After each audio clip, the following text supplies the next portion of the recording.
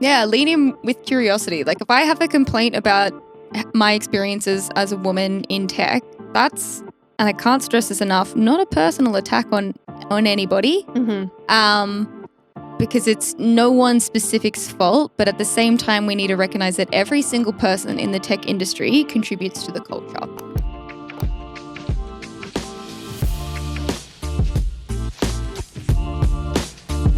Welcome back to Breaking the Binary, brought to you by Coded Diversity. We're your hosts, Arden Jarrett and Sarah Fraser. We're also the co-founders and directors of Coded Diversity, a not-for-profit committed to making the technology industry more accessible to women and gender diverse people. Before we get started, we'd like to acknowledge that we're recording in Newcastle, Australia, on the traditional lands of the Awabakal people. We also acknowledge all First Nations Australians on whose traditional lands you are listening from. Thanks to our sponsors this year, Nui Tech People, MGA Thermal, and Frastech. In this episode, we're spilling the beans on our DEI basics. Tips and tricks we've picked up through our experience running Coded Diversity, championing women and gender diverse people in tech, and overall being in tech. A little bit of lived experience is a treat. This is the start of a few episodes where we talk about key foundations to an inclusive organization. It's also an extension of our /new conference talk, so we're excited to share it with an extended audience. Yeah. So why is gender diversity important? Starting with the big questions. I know, yeah. It's just not going to start off easy. I mean, for a whole bunch of reasons. But if you want more than just it's good to be a good person, it actually helps teams have better performance. So they did do a study on it in 2022 that showed that gender diverse teams actually outperformed gender homogenous teams by 50% on average, which is massive. Yeah, that's incredible.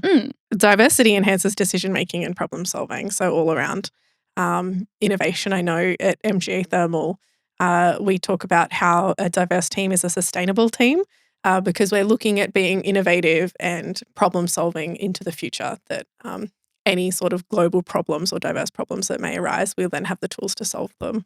Yeah, because there's an age-old expression of everyone knows something that you don't know, and that's a beautiful thing. And that's tenfold when they have a life experience that looks different to yours. And that might be different gender identity, different background, different socioeconomic status, different educational background. Like it could be a bunch of different stuff, but the more diverse people you surround yourself with, the more new ideas and different ways of thinking that you have on hand to think of better and more efficient and more targeted solutions to whatever problems you have. Yeah, absolutely. Companies with the most diverse workforces outperformed their country and industry group peers with the least diverse workforces in terms of return on assets. That's a fun one. ROA. By 29% on average over the 2013 to 2022 periods. That's a long time. Yeah. And I think that stat's also from BlackRock in 2023, and it's from a report called Lifting Financial Performance by Investing in Women. And I also think it's important to point out that being one of the largest investment firms in the world, and they're setting this standard that diversity is important because from this research, diverse companies make more money. When you're a startup and you're looking for funding, it's a really great idea to know that and have like diverse founders. And if you don't have that, then at least employ people from diverse backgrounds to make sure that you are hitting those diversity metrics, making more money, and then also keeping the investors happy. Yeah. One of the interesting things that I do at NTP is the salary guide. And every year we do a salary a survey of the community. And thankfully this year, salary guide is hopefully already out by the time this podcast is launched. But this year we've seen an improvement on almost all of the diversity initiatives with a higher percentage of companies trialing them all, which means that we're down on the number of companies that aren't trying anything. But last year we got a really interesting piece of feedback, which was that someone said that they're just trying to get their profits first and they'll focus on diversity second. And I think that's such a dangerous game to play because diversity and inclusion and a welcoming, sustainable team culture should be built in from the foundations. It shouldn't be something that you have to retrofit. Yeah. It should be something that's at the forefront of how you're driving that sustainability and that profitability as well. Yeah, absolutely. And I've spoken to people who have founded companies and then, have gone to teams of like around 10, say, and said, when I asked about diversity, they were like, oh, well, we were really trying, but we were kind of coming across this problem where women weren't applying or, things like that. So this podcast, like series, should hopefully help with that. Because there's a lot of options. You really got to think about why women aren't applying, right? And there's multiple layers. Yeah, and I'm like the proportion of women that work in tech isn't as significant as the proportion of men. That's a fact. That's understandable, but there are still women that work in tech. And to say that you've got no women applicants whatsoever, or very few, especially if it's under the proportion of overall women in that field, it's probably suggesting that there's something that you're incidentally or accidentally doing that's turning them off from looking at that as a serious opportunity for them. Yeah, well, that's right. There's different roles in an organization too. So I know you can't say, oh, well, we're hoping to get a woman when we hire admin. Like that's, but realistically, there are different roles and there are different gender balances for people who have those skills. So yeah, it's just interesting that even if you tend to have applicants who follow the same demographics of people already in the company. Another stat I wanted to mention was one of the reasons why having women in leadership is important for driving inclusion. So some people may have heard this story before, but Sheryl Sandberg, when she was at Google, struggled in the late stages of pregnancy and was only able to find a parking spot far from the front door of Google's headquarters. And she was already running late for a meeting. But because she was in leadership, she could meet with her boss, who was one of the founders, and actually demand or discussed this quote has demanded that the company create closer pregnancy parking for expectant mothers. So the fact that if you don't have women in positions where they can influence decisions or make decisions for the people in the company, there are likely team members who are already struggling with a problem or are coming up with this barrier to inclusion or just generally enjoying being at work, which can affect if they stay or if they are employed by the business to begin with. Yeah. And I mean, even from a leadership position, it's hard to advocate for having reasonable adjustments made for you. I can't imagine what it would be like if you weren't in a leadership position or didn't have a close relationship with the higher ups to actually make those adjustments. And you don't know what you don't know. So if you don't have those experiences, like a lot of men wouldn't be aware that in late stage pregnancy, everything gets a little harder because your feet swell and all of your organs have shifted around in a really just creepy way. It's not creepy, it's beautiful.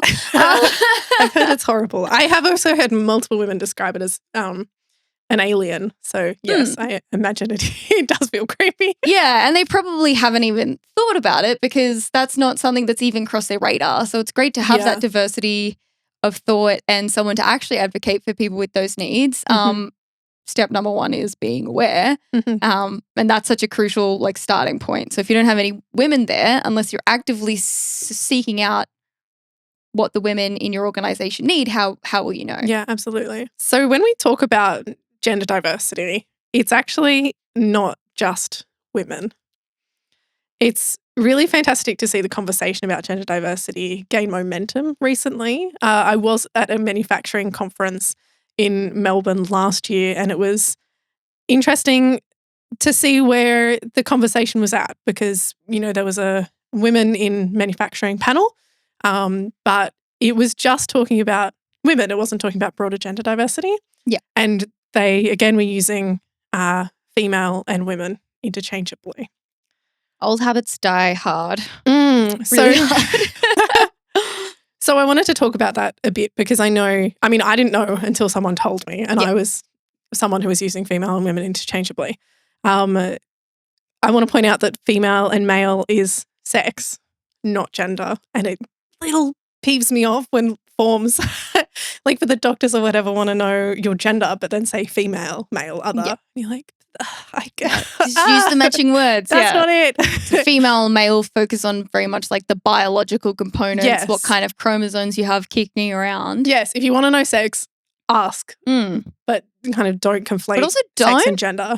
Because I mean, unless it's really relevant, you probably don't need to know. I mean, maybe on the doctor's form, but generally. Yeah, on the doctor, when it's, relevant. Yeah. So gender isn't about someone's anatomy, as we were talking about. It's about who they know themselves to be. So you'll notice in our podcasts, we really try to use women and men. It's very specific language that we use to be more inclusive for transgender and non-cisgendered people. And no one's perfect. It takes time, and it's the intention, that effort that counts. Yeah. So, it's just one of those things. Yeah. I mean, I still trip up sometimes. There are some combinations like female founder. I wish that didn't run together. It just works so well. And it is all about doing little things and catching yourself when you slip up. No one is perfect and no one should expect you to be. But as long as your intent is good and you're focused on actually learning and wanting to do better, I think that's most of what matters. And it is a slight switch, but it's an important one. Yeah, it's an important one. It's funny because I actually heard one about using guys as a gender neutral term the other day, and I'm one of those people that still uses guys. I have tried so hard to get it out of my vocabulary, but I get up at the women and gender diverse people and tech meetups and I say, hey guys, like an idiot. We've got some alternatives for you later in the episode, Sarah. I thought it was interesting because I saw this debate that people were having about guys being a gender neutral term on LinkedIn. Yeah. And one of my connections commented, if guys is a gender neutral term, then you won't mind me asking how many guys have you dated? And I was like, oh, that is interesting, especially pitching it towards a heterosexual man, because their instant reaction is like, oh, I haven't dated any guys. It's like, but you think it's gender neutral. Yeah. Which, for example, like my favorite movie, one of my favorite movies is called I'm Not an Easy Man, and it's on Netflix. And this misogynistic man kind of establishes his character and then essentially bumps his head and wakes up in a parallel universe where it's a matriarchy and all of the things that he inflicted on everyone else or the women is back on him. So interesting. And things like that where I just imagine in that universe where people stand up and say, hey girls, as a gender neutral term. Yeah. And it is interesting because I was like, I don't really mind using guys. Like it doesn't affect me. But then I'm one woman and there are so many other women that aren't comfortable with that term, and I don't really get to make the call for all of them. And I'm still getting it out of my vocabulary. Yeah. But I'm always open to those conversations and those new ideas, and I think that's the key. Like you don't have to know everything, or if you form an opinion, it's all right to change it as a treat. Absolutely. When you've got better information, you're like, oh, actually that decision that I made before, being cool with guys being used gender neutrally, maybe isn't as appropriate as I thought it was. So I'm gonna retrofit that with the new information that I have. Yeah, and we talk about it a bit on this podcast, but approaching these conversations with curiosity instead of coming with like a set belief and being open to learn about people's experiences. Yeah. I think some of the best questions I get asked, or something like that I appreciate the most, is when someone is like, hey, you're my DEI guru. Like, is it okay that I like say hello to this person in this way? Or, it's just really nice that they're even asking. And I usually say, hey, I know people who have a similar gender experience who would be completely fine with that. Yeah. And I'm sure they're fine with it. But I'm sure they'd also really love if you just ask them. Yeah. And approach it in a very similar way, being like, hey, I'm just like want to know what you're comfortable with and if this is okay, because I've just noticed that I'm a massive hello fan in this way. of the sense check. Yeah. I've had a few people be like, hey, here is what I'm planning on doing. Is that landing right? And sometimes the answer is like, I so appreciate you trying to do the right thing by like, one of them was a meetup. And they wanted to celebrate how many women were in the room. And it was a trivia competition. And they were like, I was going to plan on giving extra points to the teams with more women. And he's a lovely guy. And he meant it he was coming from such a good place. And I feel so grateful he felt comfortable to sense check it, because I was like, I really, really appreciate where you're coming from and the idea behind this. And I think that's fantastic. I think it might accidentally send the message that the teams of women need more help. Yeah. And I know my that's initial reaction was a bit yuck. Yeah, I was like, I know that's not your intention, and I really appreciate you being aware in the space, and thank you so much for checking. I'm always happy to like give my 2 cents on these kinds of ideas when you have it. And he's like, oh, thank you so much for telling me. And then I think he encouraged people to meet others that they hadn't worked with before instead. But you know, I'm always happy to have those pitches. If you've got a crazy idea or an idea that you think is nice but you're not sure, ask me. Yeah. Ask any of us. We're happy to, most people should be, I mean, I can't speak for most people. I'm happy to sense check those ideas for you, especially if you're okay with hearing, I love where you're coming from, but probably don't. And I think you're a great person to do that too, Sarah, because, you know, we talk about this and research this, and I know you have a lot of conversations with people just to practice having conversations about diversity and inclusion. So yeah. I was gardening the other day, and I currently have an invasive collection of clovers. And clovers are really fun to get out of the garden because they send out these fine spider webs on top of the garden. Yeah. And I was thinking, this is actually kind of a good analogy for how I navigate conversations with a lot of people around gender diversity in tech, because you can rip out the clovers quite aggressively, and then you've just gotten rid of that tiny little clump that you can see. Yeah. But it feels kind of satisfying to just be like, stupid clovers, get out of my garden. Whereas if you pull the clovers slowly, you can find the threads of all of the other tendrils that are connecting them, and you can get a bigger clump. And it takes a little bit more time, and you have to be more delicate, but it's more effective overall. It's not to say that sometimes it's satisfying to just rip out a clump of clovers. But a lot of the time I found that handling those clover situations, and in the same way, those difficult conversations around at least not actively harming gender diversity in tech are much more effective if you do them a little bit more gently towards and follow people's threads, you know, see where they're coming from, try to rip those bits out as well. Well, yeah, it usually stems from their own experiences and influences. So, like, again, you don't know something you don't know. So that's also completely okay as long as the intention's there.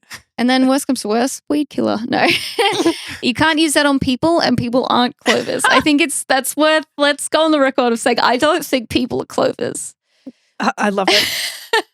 The other point I wanted to touch on while we talk about gender and sex is I know some people have a very rigid idea of, but there's male and female. I want to point out that intersex people are actually a lot more common than people realize. And there's people are intersex and may not even realize themselves.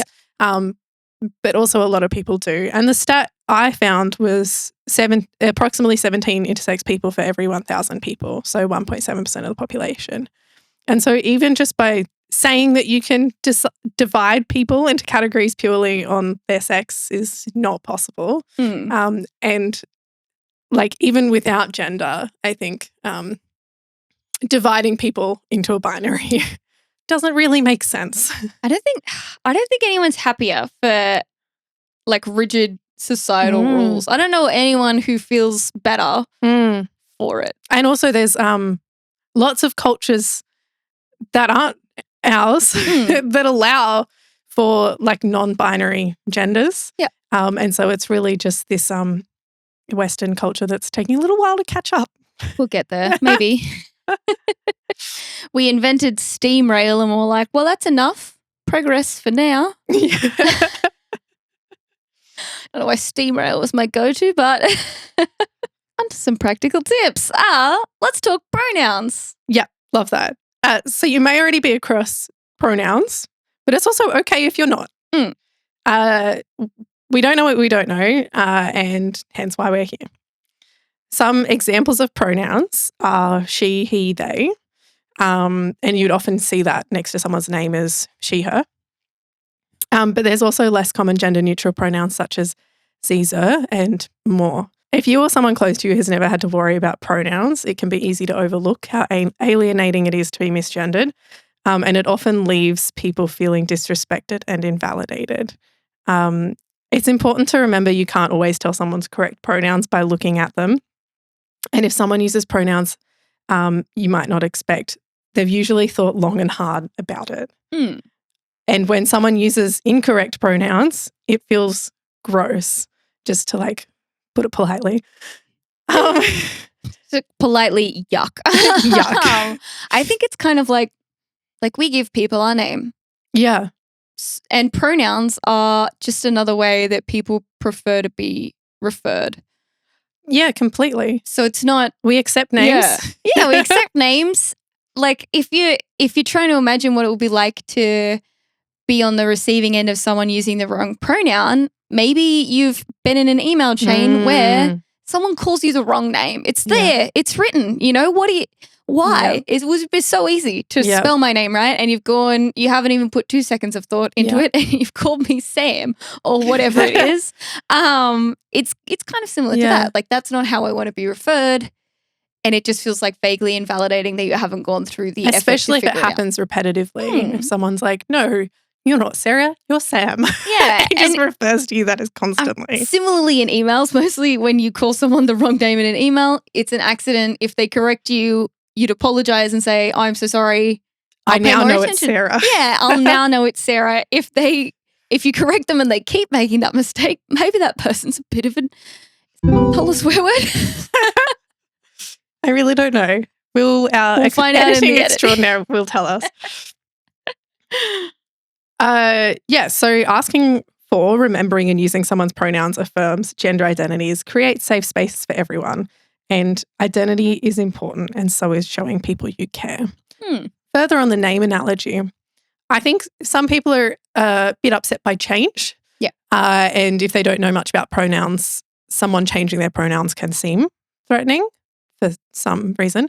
But I'd also like to put my 2 cents out there that people change their name. I changed my first name. People change their last name when they get married all of the time. So, people are allowed to change how they want to be referred, and then also change it back if they want. Some people give themselves really wild nicknames. And everyone, giving yourself a nickname's a hard slog, but you can do it. How you want to be referred to is your decision to make, and that goes to pronouns as well. I actually had a conversation with a man who was like, I don't want pronouns on my name tag. Like, oh, okay.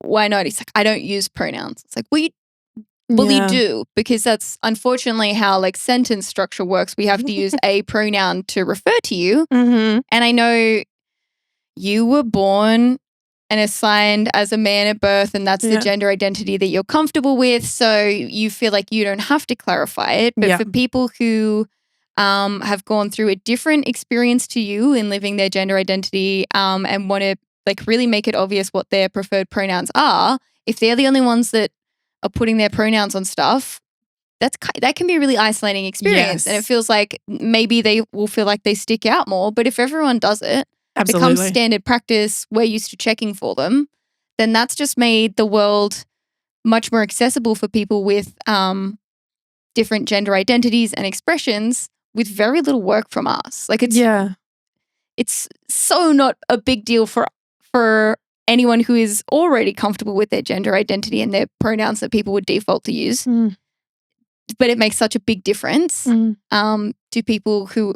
it's important for those messages to be conveyed. Yeah, it helps create an environment where everyone feels safe to share their pronouns.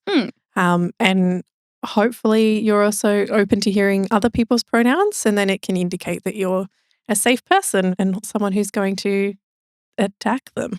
Basically. Yeah. It's so weird when people actively rebel against the pronouns. Yeah. Like we have pronouns on all of our conference name tags that we run for /new because it is such an important thing to build into the foundations of how we do stuff. Last year we made them optional, which I think is really interesting. We had different pronoun stickers. So we had the more common she/her, he/him, and they/them, and then some custom options for anyone who has a different combination.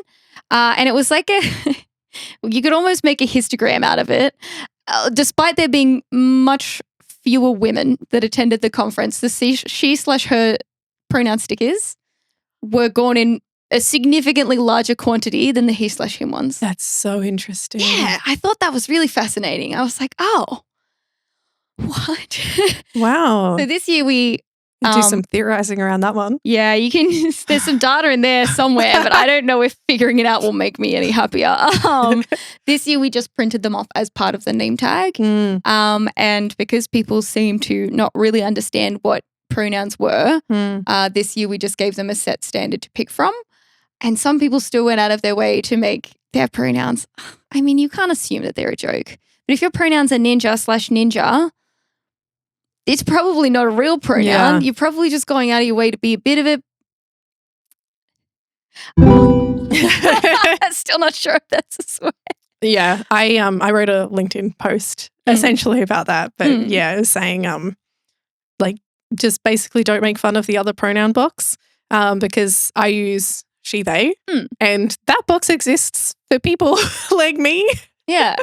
And it's extremely validating to have that box. And if people say that their pronouns are ninja and are just pests about it, then it may not be there. And I printed it off on Ninja's name tag anyway, because who am I to assume what Ninja's pronouns are? I can't. Going to take Ninja's word for it. Yeah. So how can we actually implement using pronouns? We've already said email signatures, LinkedIn's. I sometimes wear a badge, so that's something else you can do to show that you're inclusive to these conversations. Even when you're meeting someone, you can provide your own first or ask what are your pronouns, or even if you've already met them, could you please remind me of your pronouns? And I think you'll find most people, especially if they're gender diverse, will be very receptive and pleased that you thought to ask. Yeah. If you make a mistake, because we all slip up and adjusting to pronoun changes can take some time, just basically say, sorry, I meant they or her. Or if you notice someone else use the wrong pronouns, you can say, hi, just reminding you that so-and-so has these pronouns. Yeah. Because I think it makes a big difference. And sometimes if someone's misgendered or has the wrong pronouns in front of a group, that can also feel really, really demoralizing. It's like you wouldn't let your friend keep calling your other friend the wrong name. Yeah.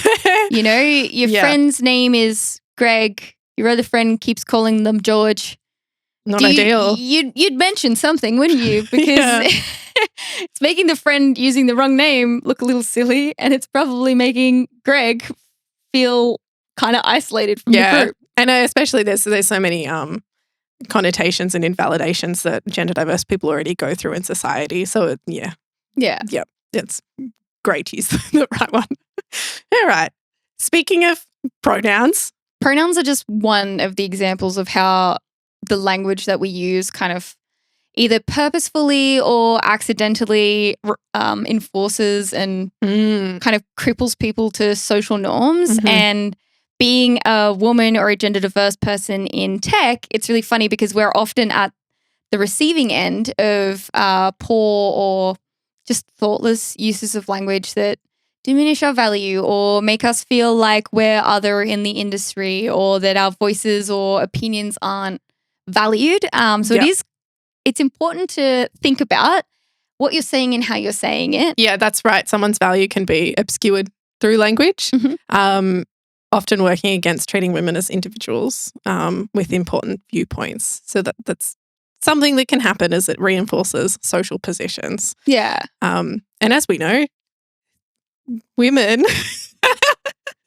There was a handful.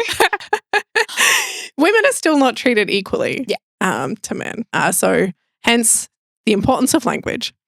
One of the examples I wanted to give was an excerpt from The Guardian article by Stephanie Merritt. Quote, some years ago, Mary Ann Sykert found herself at a dinner seated next to a banker who asked her what she did. She listed her impressive portfolio career: political columnist, former associate editor of The Times, broadcaster and chair of a think tank. And he said, wow, you're a busy little girl. She was 50. Anyone calling an adult woman, if people, I hate being called a girl. It's. This is one of the numerous depressing examples related by successful women of what Sykert calls the authority gap. The way women are belittled, undermined, questioned, mocked, talked over, and generally not taken seriously in public and professional life. Yep, I get that. This is like, it's so hard to efficiently communicate the 1,000 little ways this authority gap shows up to people that have never experienced it before. And it's one of the things that I find hardest when trying to navigate conversations around gender diversity in tech successfully. Because if you pull on one tiny little example of, oh, they said a sentence this way. Yeah. It's so easy to brush off that one little example. But if you've collected a bunch of examples, then you look petty. So there's like it's a no-win situation a lot of times. And I think this is one of the most insidious and exhausting things about being a woman in tech. It's just that constant doubt. I tried to tell someone that we should use women rather than girls, and it didn't go well. But it just infantizes us. I know that we use boys, but we use that in almost like the boys club isn't necessarily a good thing or something that you want to be associated with. And using girls, especially when I get referred to as a girl, because I'm almost 30, but I look about 15. That's not true. Early 20s. Yeah, early 20s. I look much younger than I am, especially as a woman, is very frustrating, especially when I mention that I'm frustrated and people say, oh, you'll be grateful for it when you're older.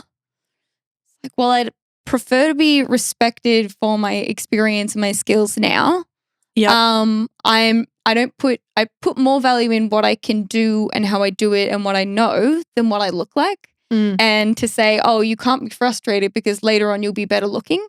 That's not a metric for success for me. That's still putting your value as a woman down to your looks. Yeah. And I hate that because I'm like, I don't know, it's not an important thing. It's not even looks, it's your desirability to men. Yeah. Yeah. And that's instantly ruined as soon as I open my mouth anyway. So, why would I receive years of being undermined because I look like a child or a young adult just to be more desirable to men for the 3 seconds that I haven't actually said anything yet? I think for me, for my logical brain, as soon as I notice this language system that we have in our society, it's just plain incorrect. If a person is under 18, they are a boy or a girl or a child. And if they're over 18, man, woman, adult person. Right? It just doesn't make sense to me why this still happens and happens so frequently. But essentially, I would like my point to say, call women women. Yeah, don't use girls. It's easy, especially not women that you're working with or are connected to in a professional sense. And you might say, oh, it's endearing. Do you know that person? Are you friends with that person? Does that person use girls to refer to their friends? Probably, preferably, are you also a woman who uses girls endearingly? Yes. Do we talk about adult men as boys? And since we don't, how about we don't do that for women? Is this us circling back to making boy boss more popular? Yeah. Because me saying that's so boy boss is still something I do periodically. It's one of your micro acts of feminism and I love it. And people are always really scared. Is that a threat? And I love that it sounds like a threat. But yeah, when I've done something like a bit ridiculous, I say I'm just boy bossing it. Yeah. Take that how you will. Yeah. So speaking of being patronizing, women also get often called doll or love. Ugh. And from the conversations I've had, this increases dramatically as you age. You always get called doll. My mum loves calling men hummus in return, just making legume jokes, apparently. But the fact is, it's kind of disgusting. Patronizing, dismissive, angering, and offensive are some of the words I have heard in reference to that. If you've forgotten my name, just don't refer to me by anything, I think. Don't call me doll or love. No. Yeah. No. Yeah. No. 3 no's in a row. That's all I have to say. Don't do it.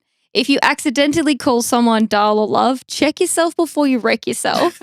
Immediately apologize what just came out of your mouth. Mm. You're not a bad person, but you've done a bad thing. It just takes me back to that movie with the alternative universe, and it's like, do we say that to men? Like, imagine. Yeah, I don't know what I would call someone that identifies as a man that's similar. Champ? I feel like champ is gender neutral. I say champ, but only in like a vaguely aggressive way. You know, like legend. Yeah, I'll get But good one, again, legend. That's like endorsing them. That's like when you Google what are some words for manliness, and it comes up with like Brave, leadership and courageous. brave. And, champ. And it's certainly not that when you Google womanliness. Google got rid of all of their womanly synonyms. Oh, good. Because someone complained about that it was all like voluptuous, curvaceous. Yeah. So instead of replacing them, they just got rid of them. Which, you know, better than nothing, but I follow this page that sells t-shirts, and they're like gender reverse t-shirts, because you know how the kids, like boys' shirts will be like courageous or like pirate or I don't know. Yeah. But yeah, they'll sell little t-shirts for little boys, and it will say polite young boy. So cute. And then it'll be like for the girls it'll be like future leader. Yeah. I love that. Yeah. I mean, the way that women versus men were socialized from a young age is still something that we don't have time to get into it today, maybe, unless I haven't scrolled down far enough. But it's a big issue. Even just editing the wording on tops for how little girls are taught to view themselves is such a huge difference that has a big impact whether we think it's just silly because it's just a shirt or not. And it's a really young age when you ask kids to draw a picture of a scientist and they draw Albert Einstein, or they draw a man. Like there's implications of how boys and girls are raised and pick up the messages from society that happen so quickly when they're so young. Yeah. And they're so rampantly, like, just shamed by every facet of their lives. If it doesn't come from their parents, and this is really heartbreaking because if you're trying to raise your kids in a certain way, there's so many other influences. Like I was a little nerdy bug kid and I got absolutely punished at school by my peers just because that's not how little girls were meant to be. And it was, especially as a kid with a pretty fragile sense of self-esteem and self-worth, it was much easier to conform and hide those parts of me than it was to, as a 7-year-old, live my authentic self. I didn't know what that was. All I knew was that I wanted other kids to stop picking on me. Yeah. And that's something that I'm not alone in that experience. There are so many other people that have gone through something like that. And it's to, again, no one's benefit. I'm like, no one feels better. Circling back to how diversity brings more money. Yeah. Yes. Even if we're looking at it from a capitalist perspective, it's important. And unfortunately, like that's how money talks more than social good. That's how we've made a lot of movement on environmental completely. Initiatives. And it's probably, unfortunately, going to be how we move the needle on a lot of diversity stuff. It just has to become a financial prerogative because I'd love for people to just want to do the right thing. But everyone's right thing is slightly different. And what's always a good motivator is heaps of cash. I think that's it because I've got such a strong value of fairness in my brain. I think there's just such, like, it's just so interesting that people get treated differently. And it's still like, boggles my mind that people are not just like, oh, that person can just do their thing. Yeah. No. What? Guess again. So what are some gender neutral terms for addressing a group? So if we're replacing guys, as we talked about briefly earlier. Because I keep using guys. But if you want to use something else, here's some pop-in suggestions. I thought of these off the top of my head. Please don't. Folks, friends. Sometimes, depending on how I'm feeling at work, I almost go for a friends and then I backspace and I replace it with team. Team is a good one. Yeah. Yeah. If I'm like, you know what? We're not friends today. I avoided fam, so be thankful. Fam, everyone, everybody, peeps. If you're feeling, go for it. Hey, peeps. Feel free to let us know your preferences on gender neutral group names. What are yours? I believe Spotify has comments available now, so please leave it in the comment or on the LinkedIn comments or message us individually because we'd love to know. Yeah, Messenger Pigeon, I think we said we were still accepting. Yeah. Birdcage is very empty. So, get on it. So just rounding out that conversation, language of society reflects society's attitude and value of women and gender diverse people. So if you value women and gender diverse people as people and respect them, it's really awesome to try to adjust some of your language to be inclusive and, just generally respect people as people. And if you're having a hard time imagining what it would be like to be on the receiving end of some of this language, just think back to last week when I said that one of my favorite insults is, "That's good for you." Oh, that's good from you. Like, for you, that's great. Because that's technically nice. But it doesn't feel nice. I'm to sure. be on the receiving end of. And I only do this with friends / my partner, and they all know that I'm joking. But it is an insult, even though if you tried to pick it apart and explain why it was offensive to someone else, that would be a really hard slog. And it's like the other ways that we use language against women and gender diverse people are very similar. Mm-hmm.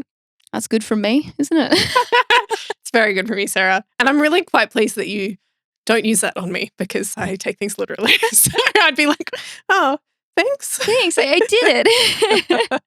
I kind of agree. Correct. So if we're talking to a company, we often hear, we want to be diverse, but women just aren't applying for our roles. What do you expect, Sarah? What do I expect that? I expect it. Yeah? 100%.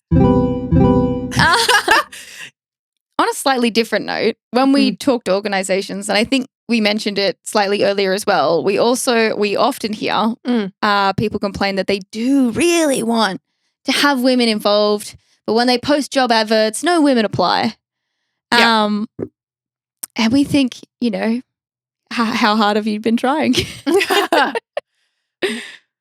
I think we come from a different perspective. Yeah. And in that way, I'd like the person posting the ad or running the business to challenge their own perspective and think, why would a woman want to work for my organization? And try to actually think about the pros of the organization. Yeah. What value does your organization bring?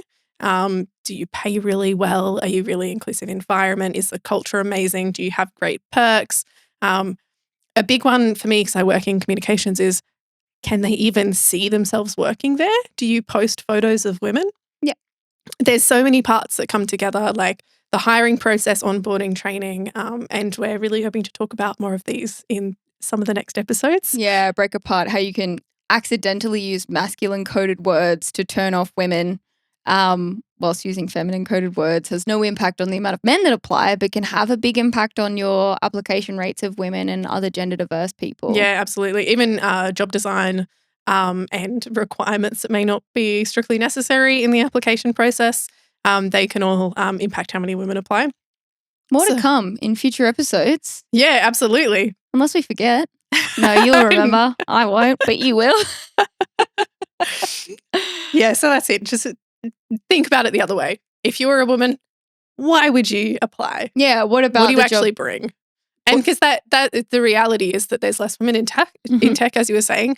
And so if a highly desirable candidate, because women are usually great performers in tech, because they need to be to even be there, why would a high performer woman who is potentially going to be a minority, why would they want to work for you? Yeah. What makes the risk versus the reward? And I think a lot of people don't even consider that there is a risk. Being the first woman in a group of men is, whether you're the nicest people in the world or not, sometimes it can be a hard slog. Yeah. I'm speaking from experience, and it's mostly because we are socialized differently as a sweeping generalization. And I hate that sometimes my presence makes people feel like they have to walk on eggshells, because yes, I want them to be aware of not using incidentally offensive language, but I'm also vaguely concerned that that's one of their main they're like, oh, I'm usually offensive, but now there's someone who I will offend to hear it. Yeah. So now I'm scared. But also my interests aren't that different a lot of the time. Like, I'm feel free to get weird with it. You don't have to treat women and gender diverse people like they're from a completely different planet or anything.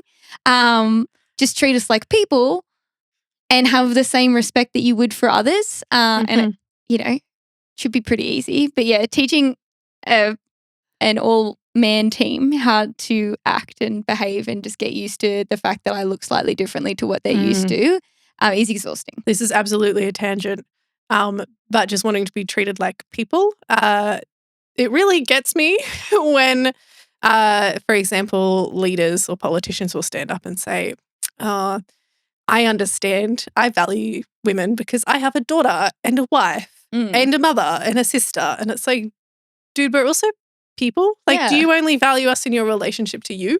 Yeah, like you value us in how much we mean to you, not just in our own inherent value. Or that they didn't respect women before they had a daughter.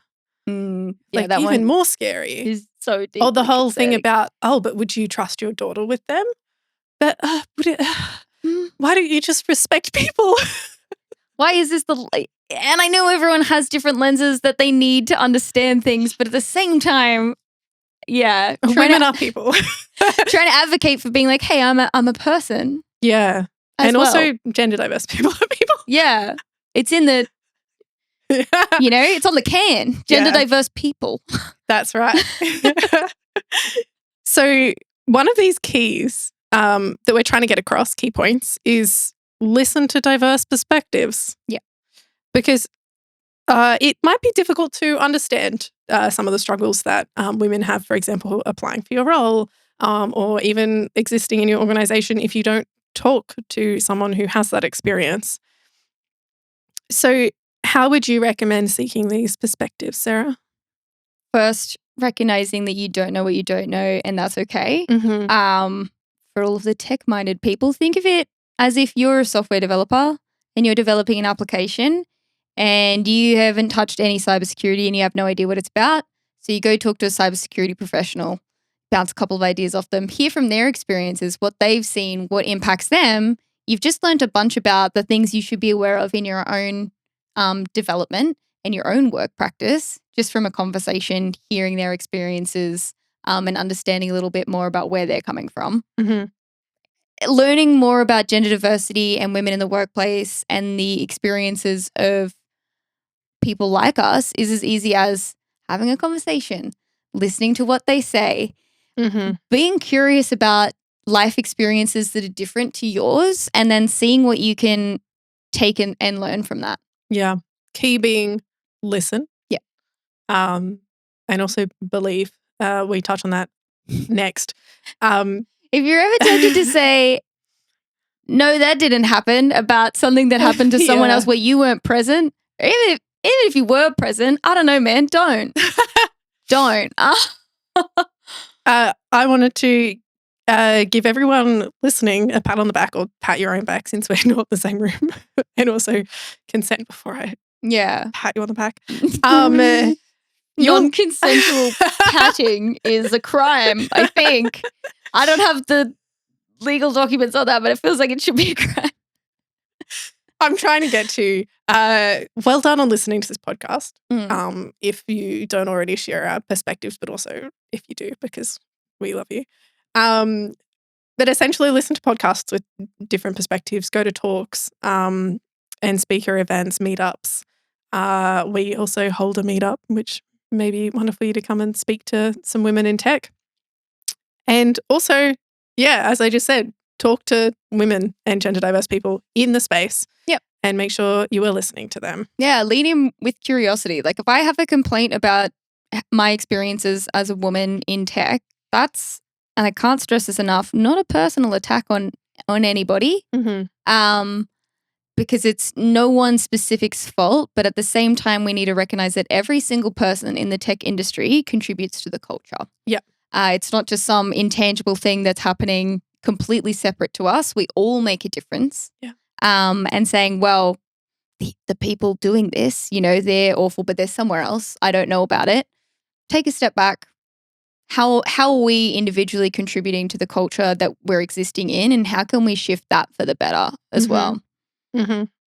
Exactly. And I have noticed a trend of people, if their experience doesn't match your experience, then they're like, that didn't happen, as you were saying before. So please just make sure you keep an open mind. Yeah. Keep it. Anything I say now is going to come out wrong.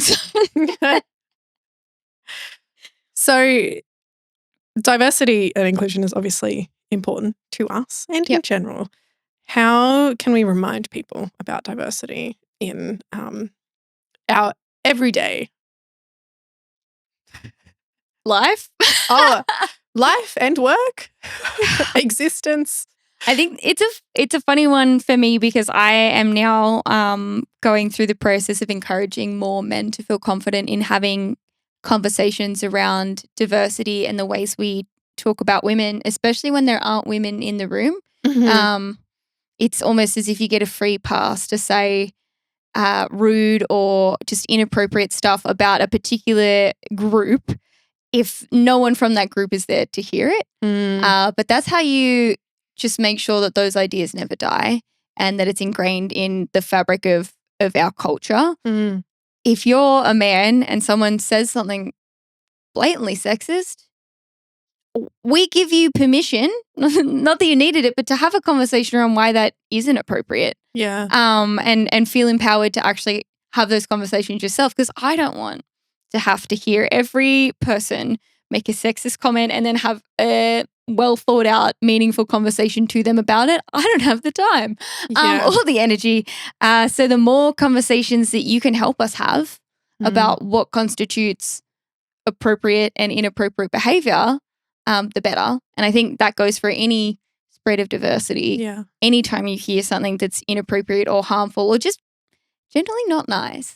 Yeah, I really love that, because that's the whole, I mean, we learn about bullying and the bystander effect, like literally at primary school, I remember it.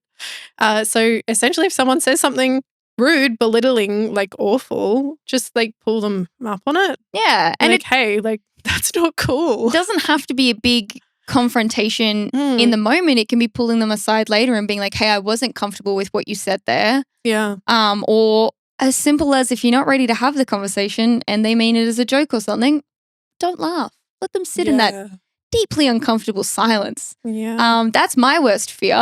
I think there's also that technique where it's like, sorry, I don't get it. And then they have to explain the amount of times I say, it's like, I oh wait, so it's it. not actually funny. When anyone makes like a just not appropriate sexual joke, I'll just say, I'm so sorry, I don't get that. Can you explain that to me? And you can see a little piece of their soul leaving their body. And I think, hell yeah. One of the things I like to do at work is essentially, if I'm organising a panel or a media representation, is ask what the gender diversity split is like for that. Because, I mean, it's great at work when we can present someone else of a different gender for that position if the gender diversity split is not good. But it also just brings it to the person's mind, and it's pretty amazing the number of times that people haven't thought about it.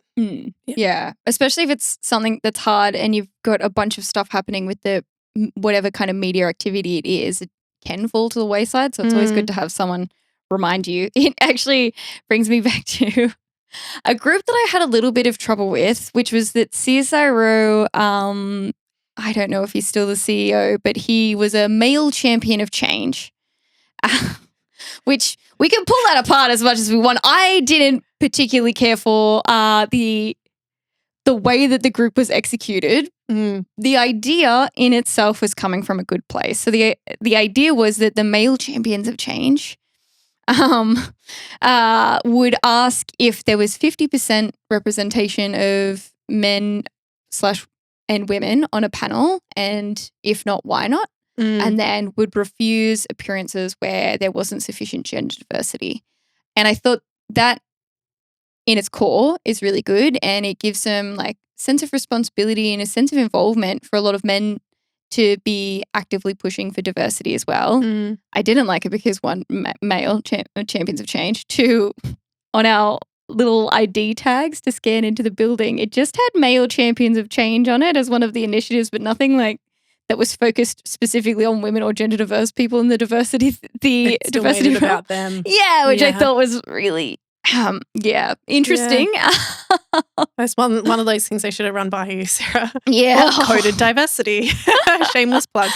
But, you know, everything that we can do to make the world better for diversity of all sorts is important. Yep. And don't feel like you're white knighting it. I know that's often an issue as well. As long as you're actively engaging with women and gender diverse people, listening to their stories and then not telling them how they should feel or speaking over their voices in the name of defending their rights or advocating for them or whatever. Just come from a good place when you're doing it. Yeah. Just be a nice person. Yeah, it kind of circles back to what you were saying before about kind of pulling someone up as a man if one of your mates is saying something. And I think that can be a lot more effective in some ways, as we've already addressed there is an authority gap. So sometimes if you're a man and you say something as a man, it's taken a lot more seriously. Yeah, which sucks. Yeah. But, and I saw a firsthand example of it. This isn't gender diversity, but my partner coaches a soccer team. And on the weekend, the other coach used a homophobic slur at him and he called him out on it straight away. Yeah. And immediately you could see the blood drain from the other coach's face and he backed off and he realized how inappropriate it was to be saying something like that. Yeah. My partner was like, we have people in that community in our club and I would hate to think that you're making them uncomfortable just to try to hurt my feelings. Like, one, I'm not offended by that anyway because there's like my sexual identity is nothing to be ashamed of. I'm engaged to a woman and like either way it wouldn't matter. Yeah. But that's so inappropriate. Yeah. And you should check yourself before you wreck yourself in saying stuff like that because there's no place for it here and especially when you're interacting with my club. So I thought, what a queen. Really respect the shit out of Gold star Riley. Amazing. Gold star Riles. But yeah, and that's such a simple thing. Like he just said, hey, not on. Like that's a called it out for what it was. Yeah. And the other guy realized what he'd done wrong. And I'll be very surprised if he goes around throwing those kinds of words around again, at least in the near future.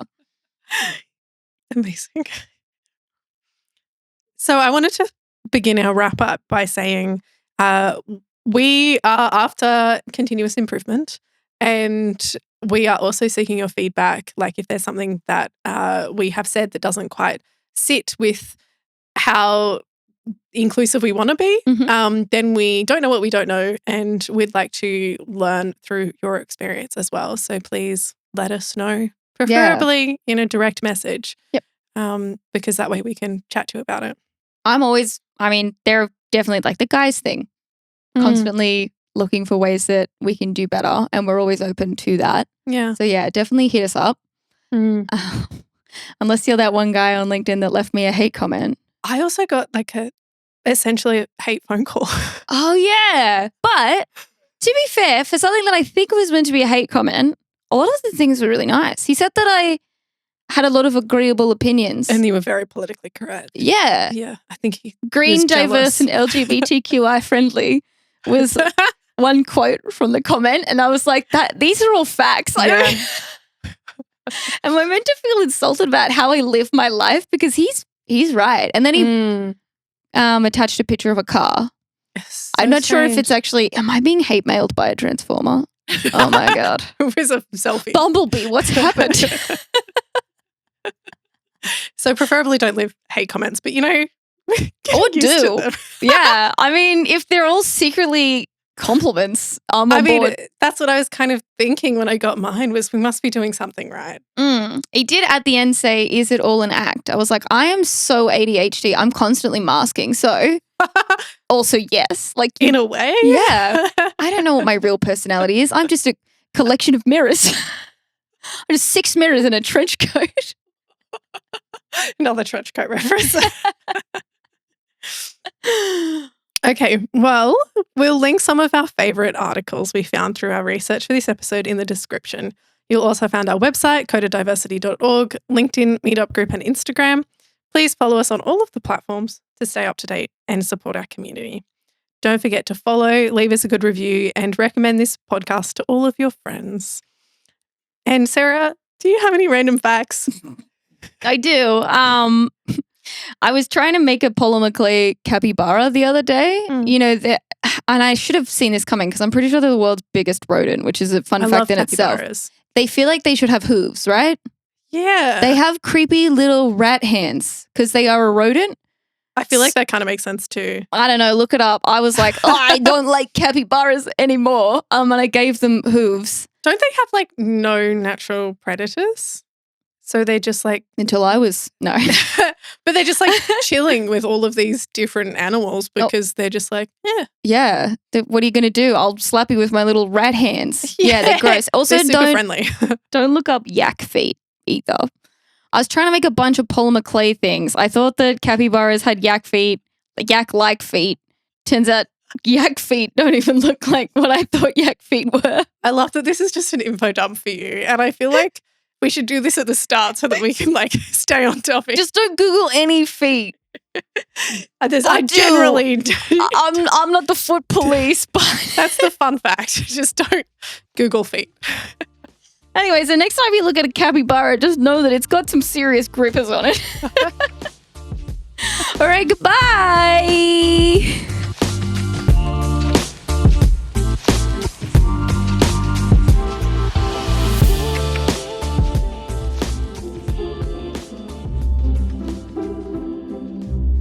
Don't look up yak feet.